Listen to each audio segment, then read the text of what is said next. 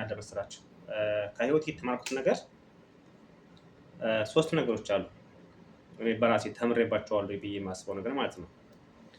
አንደኛው ነገር ስለ ውጭ ሀገር ህይወት ነው።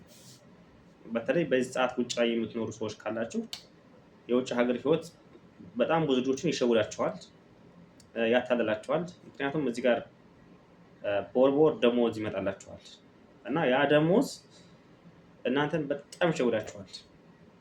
እና እዚህ ጋር እኔ የምነግራችሁ ነገር ቢኖር የሰው ሀገር የሰው ነው።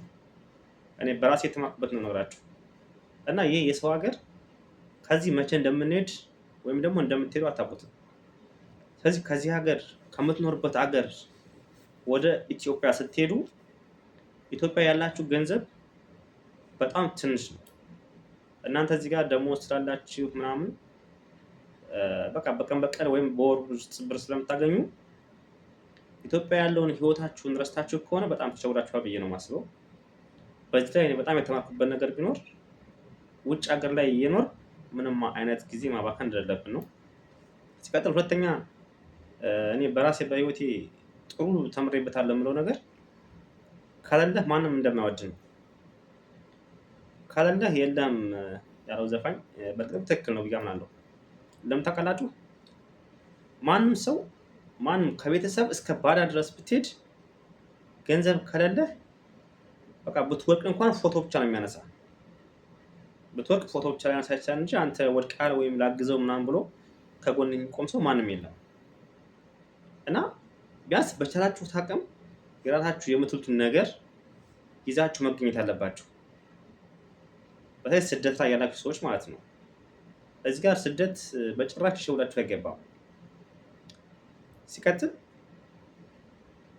እናንተ እዚህ ጋር ያላችሁ ኢትዮጵያ ነው አእምሯችሁ ማድረግ ያለባችሁ።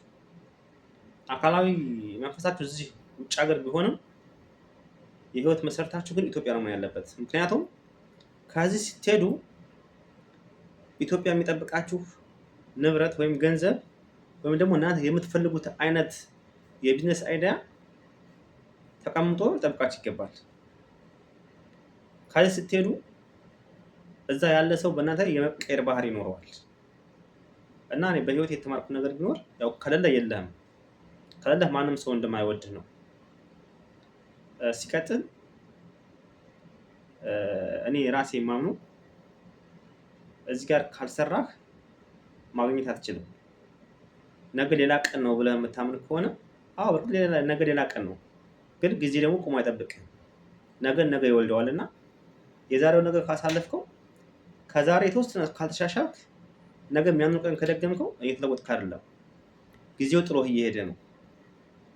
ስለዚህ ጊዜህን ደግሞ በአግባቡ ካልተጠቀምከው አንተ ወደፊት ጊዜው እየሄደ አንተ ወደ ኋላ እየቀረ ነው ያለው። ስለዚህ ጊዜህን በአግባቡ ተጠቀምበት ብዬ አምናለሁኝ።